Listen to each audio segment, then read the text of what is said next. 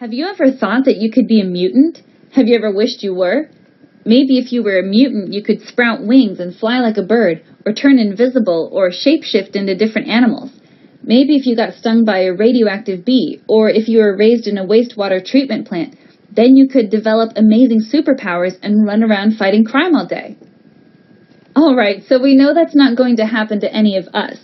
Radioactive insects and industrial wastewater would probably do more harm to us than good. But there are mutant organisms out there, and they're the result of genetic mutations. Mutations can occur in any organism, from people and other animals to plants, bacteria, fungi, and protists. A mutation is any change in the nucleotide sequence of an organism's DNA. Some mutations are more drastic than others. For example, chromosome mutations involve changes to large sections of DNA or even entire chromosomes. We'll save those mutations for the chapter on genetics. Here, we're going to focus on smaller mutations called point mutations. Point mutations are changes in the genetic sequence that occur at a specific point along the DNA strand. There are lots of different ways a point mutation can come about. They're caused by random mistakes that occur while a DNA sequence is being built. Point mutations don't usually happen to more than one nucleotide. They generally involve a single nucleotide being added, subtracted, or replaced with a different kind. We can split up point mutations into two basic types: base substitutions and insertions and deletions. We'll look at base substitutions first. Base substitutions are just what they sound like. They're point mutations in which one nitrogenous base is substituted by a different base.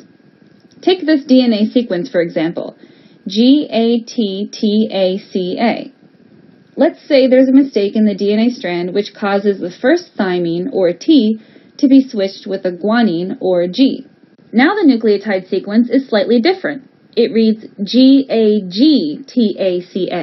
A single base substitution has occurred. Base substitutions are further divided into two types: transitions and transversions. Transitions are base substitutions that swap a purine for another purine, or a pyrimidine for another pyrimidine. You may have forgotten the difference between a purine and a pyrimidine, so let me refresh your memory. A purine is a double-ring nitrogenous base, like adenine and guanine. A pyrimidine is a single-ring base, like thymine and cytosine. You can remember the difference by using the phrase, "all gods are pure." So A and G are purines, and C and T are pyrimidines. Let's get back to transitions and transversions. A transition is when a purine is swapped for a purine, or a pyrimidine for a pyrimidine. If a transition happened to our original DNA sequence, it could be that the G is swapped for an A. That would be a purine to purine substitution. We would also call it a transition if one of the T's was swapped for a C, or the C to a T. Now, if you switch a purine with a pyrimidine, or vice versa, then we call it a transversion. There are more possibilities for transversions than there are for transitions. If we take the nitrogenous base adenine, which is a purine, then it can make a transversion by being replaced with a C, or by being replaced with a T. While the A has two ways of making transversions, it only has one way of making a transition. The two words sound really similar, don't they? Just remember that in a transversion, the nitrogenous base switches to a different version, from purine to pyrimidine, or vice versa. And to remember transitions, just imagine this graphic and that all the transitions sit at the same level with each other. Alright, so we've covered transitions and transversions. Both are types of base substitutions. Base substitutions, remember, are just one kind of point mutation. The other kinds are insertions and deletions. Rather than just replacing a nucleotide base, insertions and deletions involve adding or subtracting a pair of nucleotide bases. An insertion is a point mutation in which one or more base pairs is added to a DNA sequence. Let's see what an insertion would look like. We'll pick a random site in the sequence, right here between the two thymines. This will be the site of insertion. An insertion mutation would add a base right in between the T's, making the entire sequence longer by one base. Now the DNA reads a slightly different sequence, and it's longer than before.